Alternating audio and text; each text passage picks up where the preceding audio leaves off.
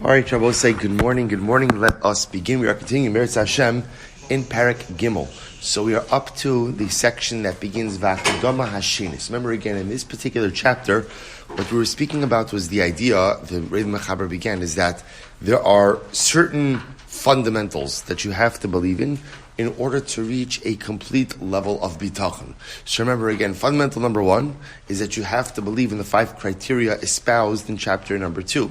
Criteria number 2, Vaktama Hashenis, Sheyeda v'yispar etzlo ki habor yisparach mashkif alav.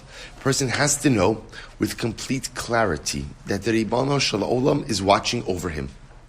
Mashkif, right? Mashkif, Hashem is watching over him. Ve'ein le'ela mimenu, and there is nothing hidden from Hashem. Nigleu v'nistaro utzfuno v'nir'ehu. Everything, Hakadosh Baruch Hu knows everything. He knows that which is revealed, He knows that which is hidden, and there is nothing obscured from the knowledge of the Ribono Shel Olam. Mitchono be'elokav b'leiv shalem imlo. What else does Hashem know? Hakadosh Baruch Hu also knows if I fully believe in Him or not. So not only are my actions fully known and observed and seen by HaKadosh Baruch Hu, but at the end of the day, even my bitachon, my bitachon, whether or not it's complete, is known by HaKadosh Baruch Hu as well. Kasha Amra Kasav, as the pasuk says, Hashem Yodea Machshavos Adam Ki Hema Hevel. HaKadosh Baruch Hu knows the thoughts of man, and often they're vain. Va'amar Halo Tochein Libos Hu Yavin. HaKadosh Baruch Hu knows the inner recesses of a person's heart. Va'amar Ki Ata Levad Chol Yadata Es Levav Kol Bnei Adam. You alone, HaKadosh Baruch Hu, knows what is in the heart of all people. So when a person who's working on his bitachon has clarity on this point and recognizes that Hashem knows all, Hashem knows everything, nothing is obscured from HaKadosh Baruch Hu, and roi lo liton shehu boteach be'elokim yis'ala b'diburo mibli sheyiftach alav b'libo or b'mitzbono. So this is a very profound idea. Now that I know that HaKadosh Baruch Hu knows all, and the Rebbe Shalom knows about what's going on even in the deepest recesses of my heart. And He's aware not only of everything that I do, but even what I think. He says, it's not worth it essentially to pay lip service to the Ribono Shel Olam. A person shouldn't say that they have bitachon when they don't really have bitachon. So I would say, again, the idea being, and this in general, we spoke about this many different times, how one of the most important things when it comes to our avodas Hashem is a sense of honesty. The truth is, it's the first step in any meaningful relationship, to be honest. And being honest means being honest about what I am and what I'm not. So sometimes a person kind of goes ahead and deludes themselves into thinking that they have a sense of bitachon, but the truth is I don't. And that actually is a deterrent to creating relationship. Because if I have, real bitachon means I know all that HaKadosh Baruch Hu knows all. He sees all of my actions. He knows what's going on in my heart. And so He knows more than anyone whether or not I actually possess an actual sense of bitachon. He goes on, it's v'yeh b'malas mishenemar aleihem bepiv o b'svasav kibduni v'libo rachak mimeni. He quotes the pasuk in Yeshaya that if a person says they have bitachon, but they don't really have bitachon, then a person is on the level where HaKadosh Baruch Hu says, He honors me with his mouth and with his lips, but ultimately his heart is very far. A very profound pasuk. So therefore I both say criteria number 2, or I should say stage number 2, ultimately again to the acquisition of bitachon, is a recognition that HaKadosh Baruch Hu is an internalization of the knowledge that Hashem knows all, not just all of my actions, but that HaKadosh Baruch Hu ultimately again knows all of my thoughts as well. Next, Vakdoma Hashlishis. The third criteria, or the third piece over here, ultimately to acquiring bitachon, is as follows. He says, "Shiyachid elokav bebitchono bo b'mashu chayiv livtoach bo." Shabbos, listen to this. That in this third criteria over here, this third level, I have exclusive bitachon in Hashem. Right? I'll say this. In other words, that as I grow in this bitachon, the bitachon that I'm cultivating is something that I only place in the Ribono Shel Olam to the exclusion of anyone or anything else. Nothing else is included in my bitachon with HaKadosh Baruch Hu. V'yiftach alav al echem me'abruim. So I'll say, in other words, in let's say in non-monotheistic streams of theology, so I'll say there's the concept of shituf. Shituf means that a person believes in multiple things, like a shutfus is a partnership, right? This deity has power over this deity has power over this, and so again, a person says, I believe in HaKadosh Baruch Hu, but I also believe in other things. So the Mechaber says over here, that's not bitachon. Bitachon by definition means exclusivity. I exclusively believe in HaKadosh Baruch Hu. But to believe in Hashem and in something else, one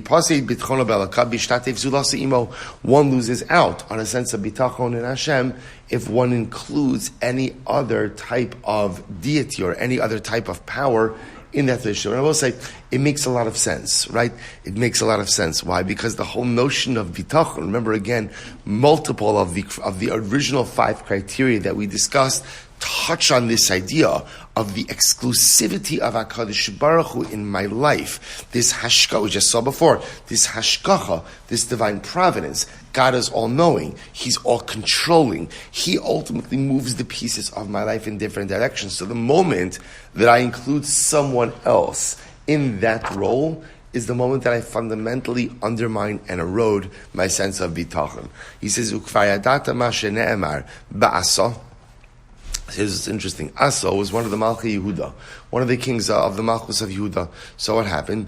Im Chasiduso, so remember he was a very pious individual, but there was only one problem. It's fascinating. And we'll say he became ill. Eis shesamach al harofim. He depended on the doctors, right? He depended on the doctors to become well. T'chsiv v'gam b'chalyo lo darash es Hashem. He'll say ultimately again, when he became ill, who did he seek out? He sought out the doctors. Who didn't he seek out? He didn't seek out HaKadosh Baruch Hu. And ultimately again, he was punished for this. And we'll say, see, this is like a perfect example. So we'll say, so in the world of bitachon, what is the role of the doctor? Right? In the world of bitachon, the doctor is not the healer. There's only one healer in this world, and that's HaKadosh Baruch Hu. The doctor is the agent for divine healing. But he himself, and it's important for the doctor to realize this also, right? This is the Tfilas HaRambam. The Rambam has for doctors is to recognize the doctor does not contain any independent power, right? The doctor does not contain any independent koach. The doctor has the great schus to serve as the Shliach Hashem, just like all of us, if we do our jobs correctly, serve as the agents of HaKadosh Baruch Hu to affect change in this world. The doctor just has an incredible zechus, an additional zechus, to literally, again, be the agent of God to deliver healing to people. But it's not the doctor who's healing. It's not him. It's HaKadosh Baruch Hu. It's the Ribono Shel Olam. So what was Asa's mistake? Asa's mistake, I will say, wasn't going to the doctor, right? Remember, again, just to be explicitly clear, bitachon doesn't mean that you don't go to the doctor, right? Bitachon means you go to the doctor, and hopefully you go to the doctor, and you know why you're going, and you go to a doctor who understands his role in this process as well, right? It's both. Why was Asa punished? Asa punished was because he was sick, and he went to the doctor, seeing the doctor as the sole provider, ultimately again of healing. And that's a mistake. That's a theological mistake. He says, "V'amar HaKosov, Baruch HaGever Sheyiftach B'Hashem, V'haya Hashem Miftacho."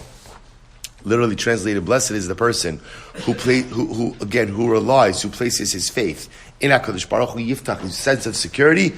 V'haya Hashem Miftacho. So you saw this in the first parak. Remember again, the Mechaber interpreted this pasuk to mean the more security or trust you place in HaKadosh Baruch Hu, ultimately, again, the greater that feeling of trust and security that you will feel. I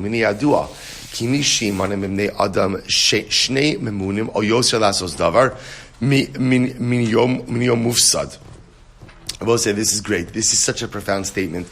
Anytime you ask more than one person to do something, I will say, what happens? it never gets done. And I will say, there's a great statement in the Gemara. The Gemara says, Kedera de Beishutvi, a pot that belongs to two people, lo kariri velo chamimi. It never gets hot, and it never gets cold. I'll say, what's the pshat? What's the pshat? Because, right, he's got it, right? So in other words, right, Reuven and Shimon are supposed to make a pot of soup together. So Reuven says, Shimon's got this. Shimon's like, Reuven's got it. So what ends up happening? Right? The pot's never hot, the pot's never cold. It's kind of just, right? It's there. So in general, we'll say it happens to be in general in life. If you want something done, there has to be a person who is responsible. Not a group, not a committee, right? Not a board, not a this. In other words, those could all be helpful components in getting things done. But at the end of the day, there has to be someone with whom the buck stops. Because if not, just things kind of, as the Gemara says, things just kind of remain lukewarm. That's the way that it works. So he says the same thing with bitachon. I was about to say, to think that, I believe in Hashem and. Anytime that there's an and, that means you're not attributing complete power and prowess to someone. Well, once that someone is not, in other words, once in my theological construct, HaKadosh Baruch Hu doesn't have complete power, then at the end of the day, that's not bitachon. Someone who believes in Hashem and someone else.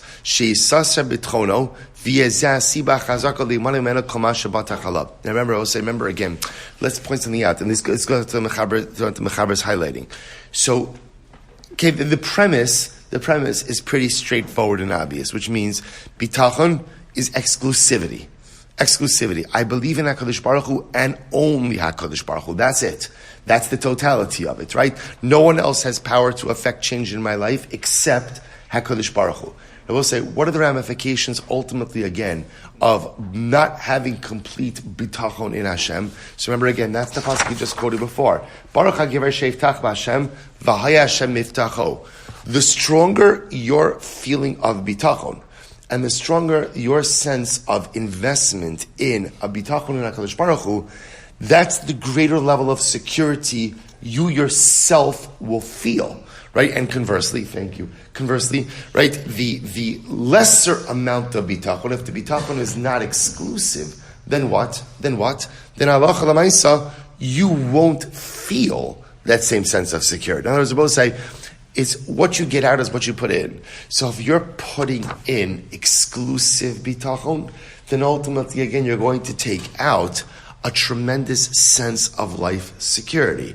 You're not putting in absolute bitachon because you believe in God, and whatever the and is, you're not going to feel that sense of unbridled security from HaKadosh Baruch Hu as well. We'll say, let's just end off. He says, Kimosh Amar Ar HaGerei Sheivtach Ba'adam V'Sam Basar Zra'oa Min Hashem Yasser Libo. We'll say the pasuk in Yirmiyahu, cursed is the man who relies on man and places flesh as his support, who removes HaKadosh Baruch Hu from his heart. So Yirmiyahu Hanavi is really giving musar to those who go ahead and place it. To be clear, remember, sometimes the greatest danger is when you believe in Hashem and, right? And, whatever the and is, because that represents really a fundamental erosion of the core tenet of bitachon, which is absolute and exclusive trust in HaKadosh Baruch Hu. So therefore, I will say, Hakdama number 3, so again, so far we've seen, so Hakdama number 1 is belief in the 5 criteria,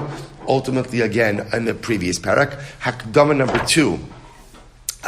2 is HaKadosh Baruch was all knowing and all controlling. Hakdama number 3 is for bitachon to work, there has to be complete exclusivity of bitachon. Rabbi Sumer, so we'll stop over here for today. Continue with Hakdama number 4 tomorrow. Shkoyach.